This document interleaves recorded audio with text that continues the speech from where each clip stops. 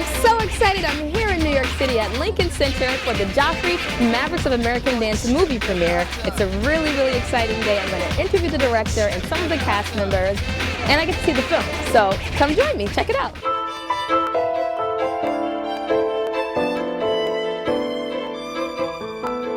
The Joffrey has always reflected what American dance can be. It's about the melding of different ideas. This was a company run by Robert Joffrey and Jerry Arpino. They excited audiences. They got our heartbeats going. Robert Joffrey took that idea of ballet off the pedestal. Jerry Arpino took the classical vocabulary and stretched it in a way which was very American and very modern. It looked different and it felt different. They had the intensity, the love, the joy, and then we took that to the stage. And the people came just like bees to honey. We were classically trained, and then we were expected to do everything else. I mean, it was tense. It was stressful. Some of us were like, well, what am I doing here? Flitting around on my toes. It was a political feeling to go to the Joffrey. It felt kind of dangerous. So I'm here with the iconic Christian Holder. Yes, iconic. You've heard that before, I'm sure. How do you feel now that the movie has been released and it's out? How are you feeling? Well, I mean, it's a life experience, and it's so, because at the time, in my years of 66 to 79, you're just doing your thing, you know, and then to look back and see it as history, and it's been captured so beautifully in the film, and footage that I didn't know existed, you know, from the early days before me, and it's a privilege. It's really lovely to be part of that, you know, and to think that one contributed to the history. So how do you feel to be part of that legacy, and I guess how do you carry it on in your kind of day-to-day life as an artist? Well, my years with the Joffrey have obviously influenced me into the projects I'm doing now. I'm writing now. I'm not so much in the dance studio anymore. I'm writing for the theatre and song lyrics and things. And one of the biggest projects I have was actually, I found out that I realized that there had been a book that Robert Joffrey had given me in 1971, because he was very magnanimous. In every new production, if you had a featured part in it, you got a gift. And he'd given me this gift. It was a book. And I decided in 2001 that I was going to write a play about a certain, I'm not going to go into specifics, etc., etc.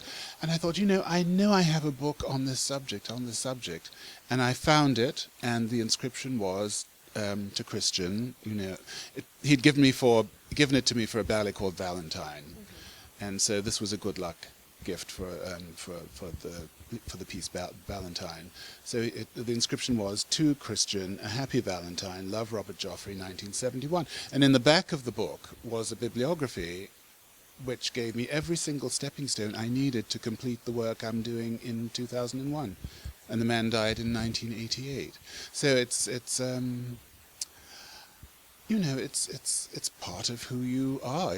It touches you, and I was there for 13 years, and I got to work with fabulous, fabulous people, many of whom are not here any longer. Massine, Jerome Robbins, Agnes DeMille, Kurt Yost, and it's also on an existential level. It's a life experience. It teaches you about so much more than just about dancing. It's about people skills. It's about confidence. It's about tending to your body as you get older. It's about maintenance. It's a point of view. It's all of that. What do you think young dancers coming up nowadays who may not, thank God they have the film now to go see it and to learn more about him and the legacy, what do you think they can take away from that time and your experience with him? Well, I hope they can get a sense of the passion, because things are so facile now, and everything is instant, immediate, and no one wants to take time to do anything. And hopefully they will get a sense that there was a point in time in this country, in America, when you really could do things because you were passionate about it. It wasn't all just slick business. I mean, it had to be, otherwise it wouldn't have happened. But, we were able to go and touch people emotionally, people who had never seen ballet, people in the Midwest, they'd never gone to see ballet. And then all of a sudden, I bump into people, I get letters today. I mean, I left the Joffrey in '79, saying, "Oh, Mr. Holder," or someone that comes and studied when I was teaching in New York. Someone would come and say, "Oh, Mr. Holder, my mother saw you, and this is why I'm dancing today, because she was inspired because she saw you." Or someone says, "Oh, weren't you? Yes, I saw you at City Center. Oh my gosh, and I was in the balcony, but I will never forget, your performance in Green Tables. It changed my life, and that's why I started." And you can't beat that. You can't. I mean, it's like, yes, it was all worthwhile, all of it. The pain, the joy, the ecstasy, the injuries, everything was worth it. How did you choose what to put in this movie? I don't know how you did it. Well, it's making a film like this is very subjective. So, I'm choosing certain ballets, I'm choosing certain characters to be in the film. If 100 filmmakers would do it a totally different way. I'm a very political person, so I emphasize the piece about the war and Trinity and the Green Table maybe more than other people would. But that's my subjective way of making a film. I don't believe in objectivity, so everything's sort of subjective. So the choices were, what I thought were the most significant ballets that told the story, and some representatives of each of the different eras of the Joffrey. One thing I learned making the film is there seemed to be about 4 distinct eras of the Joffrey, including today's era. So I picked certain people that represented each of those eras. The other thing was I was careful not to overpopulate the film with too many people. I think that's a death knell of a film. So there's representatives of each of those eras, so the audience can get familiar with those people and their stories. I think that the dancers in the Joffrey Ballet reflect the world we live in today. It's a very eclectic company. Chicago is a very eclectic city with huge diversity. And so the company is really a reflection of where we are in the world. And I love that we're not what you consider a cookie cutter company. There is a place for someone who is a real talent, whether you're tall, whether you're not so tall, whether you're white, whether you're black, Latino. There is a real place there, and I've embraced that, and it's something that I'm really passionate about continuing. This legacy now, the story has been told like in such an incredible way. Like this is the real deal. So now people who had questions or didn't really know, now they know. And how has it influenced you in your career thereafter, in your years, and whatever you've done since then? They've influenced my life, period. End of sentence. I've known them since I was 17, and they were a part of my life when they were alive. They still are part of my life now because I teach. I'm in a dance studio 6 days out of 7, and they're with me. And Bob could have done a saga, a series on this because, like he said, in 90 minutes, how can he cover 50 plus years? So we scratched the surface, tip of the iceberg. There's so much more that can be learned about the company. Joffrey and Arpino formed a partnership that would last a lifetime. They loved each other, and they called each other cousins for a while there, but everyone knew that they weren't cousins. In 1948, Joffrey and Arpino moved to New York, the capital of dance, to pursue their dreams. When he first arrived in New York, Joffrey found the ballet world dominated by 2 companies, American Ballet Theater and New York City Ballet, both largely beholden to European and Russian tradition.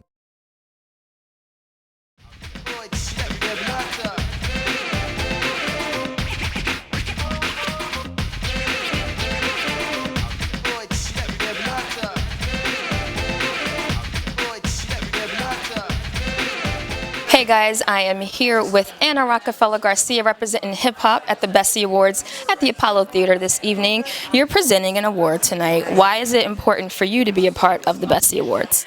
Well, for a very long time, the Bessies have been awarding, very good performers, emerging choreographers, and productions. But I think because there hasn't been someone sitting on the committee who can vouch for or champion those same types of performers, choreographers from the hip hop world, there's been kind of a little bit of a lack in that representation. So I was really honored, and I knew it was a mission that I had to really fulfill, and to be impartial, not to just be like rah rah rah hip hop, but to be like, let's see who really qualifies for this type of thing. And last year I was able to nominate and have one of my colleagues who you all know and you know as well, Violeta Galagarza, to get a Special Achievement in Dance Bessie Award last year. So I was really happy about that. And this year I'm presenting, and I also helped to nominate this lady named Alice Tierstein, who works in the Bronx, teaches so many young women and men about contemporary forms of dance. So, and here I am tonight, gonna be one of the people testifying to her power and her grace as a dance mentor, dance coach, life coach. I feel like you've done so much for tap dancers all over the world, and you've kind of been a mentor to a lot of people. What do you hope to see happen with tap dance over the next 20 or 30 years? Well, it's in pretty good shape at the moment. It's doing a lot of great dancers. So I'm looking forward to new choreography. That's what I'm looking forward to. Very cool. And what are you up to these days? New choreography. That's what it's all about. You gotta create, right? Right, yeah. Well, I do a lot of solo performances now, using poetry and taps and mixed media. Very cool. Very fancy, Brenda. Very fancy. Well, I'm old enough to be fancy. And she looks beautiful this evening. Yes, you do. Thank you very much. Thank you. So tell me about who you're mentoring, where you're teaching, and what's going on. How are you giving back to the young generation of tappers? Well, I teach fairly regularly here at the American Tap Dance Foundation, which is an extension of the orchestra. That's how we kept going, was to make a foundation. So I teach there, I mentor for the foundation, and then I tour all the time. So I have proteges in Germany, Amsterdam, Israel, Australia, just about everywhere. Important for anybody who's involved with dance in any way to support the awards that are, honoring the people who are just doing miraculous things with dance. So, it's just a necessity. It's like you got to be here. If you're part of this world, you got to be here. Who are you going to be talking about at the award show tonight? Well, first we're going to help give Elizabeth some pointers about how to be a host. And then later I come back and read specifically 3 of the many people that we lost this year. These 3 are very special, and so I'm very honored to be able to read their obituaries, and then we'll take a moment of silence for them and the others who are listed in the program. Very good. Yeah, legacy is important, so we want to make sure we honor those who have passed on. Standing on the shoulders of those who went before. So you are a modern choreographer, master teacher. Why is it important to you that young choreographers have a chance to get recognized, and those who have been doing it for a long time have an opportunity like this to shine? It puts us on the map. It lets the world know that dance and performance are important because they're so marginalized. Everybody knows what the Tonys are, what the Oscars are, even what the Emmys are. But we are the Bessies, and this is dance and performance art. Yes, and we love it. And you're here, and I'm here, and what else do we need? Really. Thank you so much, Gus, for talking to me this evening, and you look fabulous, so just do it. Do it. You gotta clean up sometimes. Work it out. This is Gus Solomons Jr.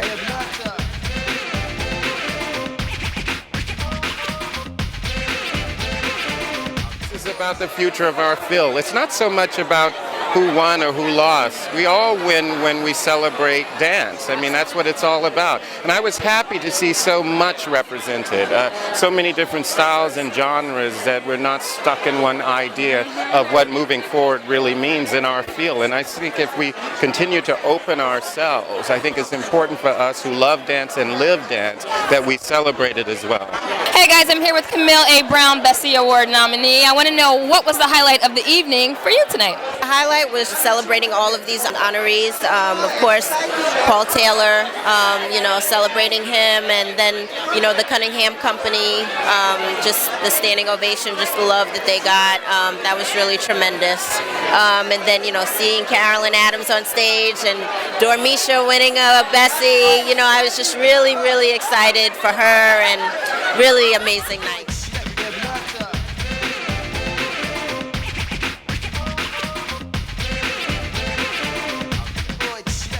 Hey guys, I'm here with the Archie Burnett. Yes, I am, and I'm so excited. We're at the Bessie Awards. He's presenting this evening. Why is it important for you to be a part of the Bessie Awards?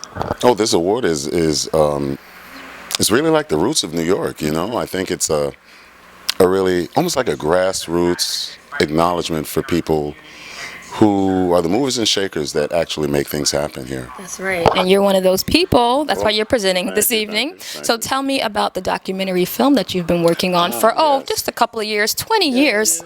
Like 20 years, yes. It's Check Your Body at the Door. Mm-hmm. And it's originally was supposed to be just like a look in to see what club life and what the culture was in the earlier days, but now it's a point of record. But the reason why it took so long is because when you do labors of love, you have to go from one chunk of money to the next chunk of money to the next chunk of money. So we finally finished it this year, and we got a really good response. We had an opening in Paris that went really well, and it's been shown so far Germany, Paris, and Amsterdam, and we're getting it around. It's nice for us to actually see where we were to where we are. You have to know where you were before you go. That's right. That's wonderful. How can we learn more about the documentary film? That you can log in to www.checkyourbodyatthedoor.com and sign in, and you can get a copy of the DVD there. Very cool. Very cool. So you guys make sure you check that out. I'm here with Archie Burnett. Like Margie, she's got this sense of grace. This power, this surge of energy that just oozes out of you and in you. It's weaving in and out of you. You're like this endless energy that's constantly moving. I figured everybody has something they're born with they can do. And dancing is just what I was born to do.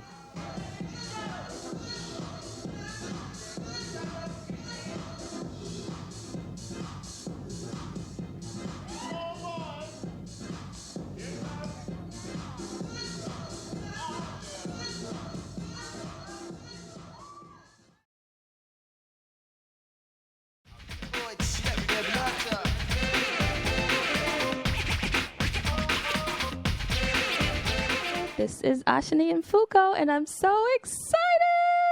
Oh my gosh, I'm here in the studio with someone that I truly admire, and I'm trying to keep my composure here and not make her feel uncomfortable, but I'm so excited. So I'm here in the studio live from New York City on TalkingAlternative.com with the American Ballet Theater soloist Misty Copeland. Misty Copeland is in the building. Hey, I'm happy to be here.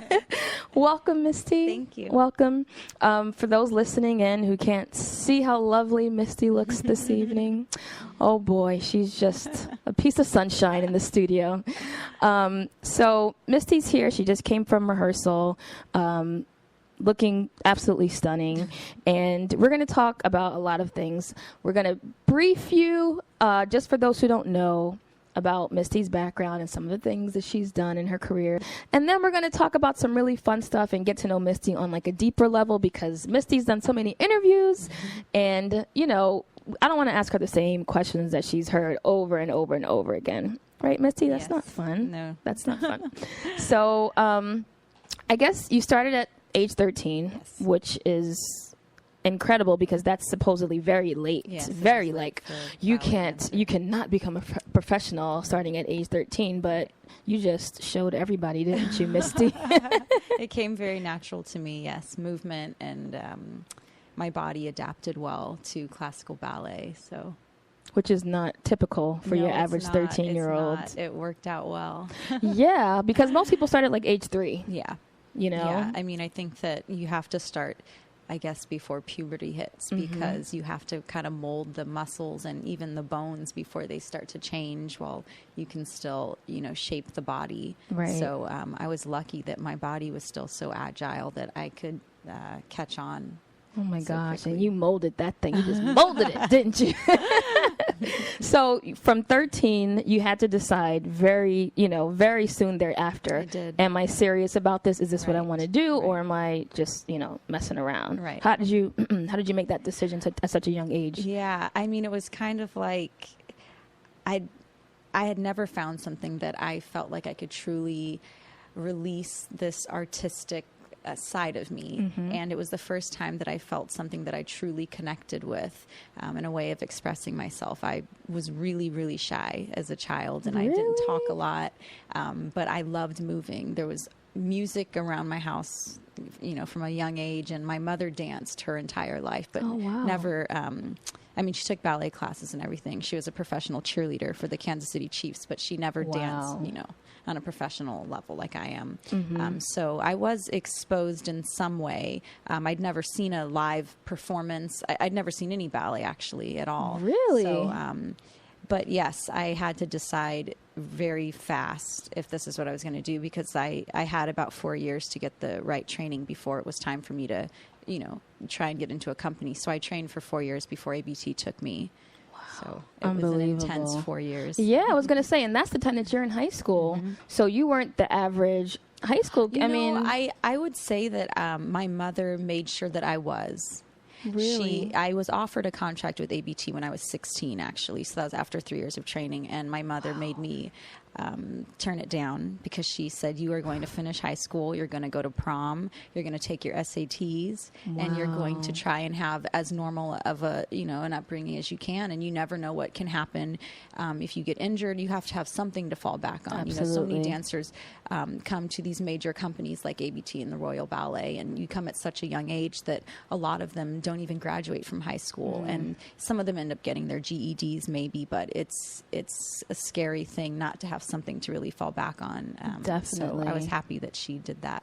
Yeah, so you got to have that full experience and not feel like you're missing out. Because Right. that's what I was like starting to envision. Like, poor Misty, she's in high school and she can't have fun because she has to be in class and in rehearsal. I was very busy. I mean, I was completely involved in ballet, but I was still very much involved in school. So what was that like, that moment when you found out that you were getting the offer to go to ABT? Actually, it happened. I went to the summer intensive program for 2 years, and after the first year, Kevin McKenzie approached me on the stage after the performance, and he said, "We want to offer you a contract with the studio company." And my response was, "I need to ask my mom."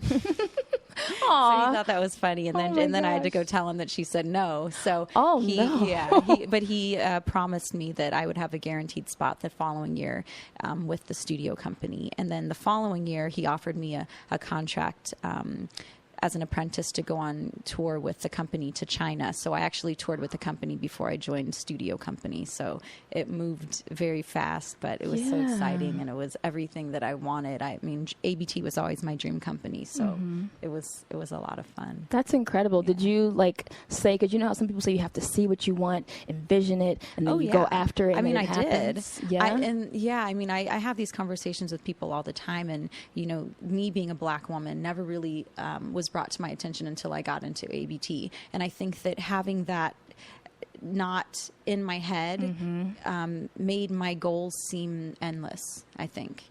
And ABT was always my goal. Right. And it was never a question in my mind whether or not I was going to get into the company, whether or not I was going to dance with them. It was just like, that's what I'm going to do. And that was the only company that I ever wanted to dance with. So I'm glad that I had a clear head like that and could just dream. That's incredible. And not be held back. And I saw in one of the articles where you've been interviewed, like, you never even saw a lot of black ballet dancers growing up. I never saw a black ballet dancer. I kind of did that research on my own once I became a professional. I remember the first one that I actually did some research on. I had seen the Ballet Russe movie that came out, and I saw Raven Wilkinson, and it was the first time that I was just moved to tears seeing another black woman up there doing classical ballet, and it was like, I have someone to look up to.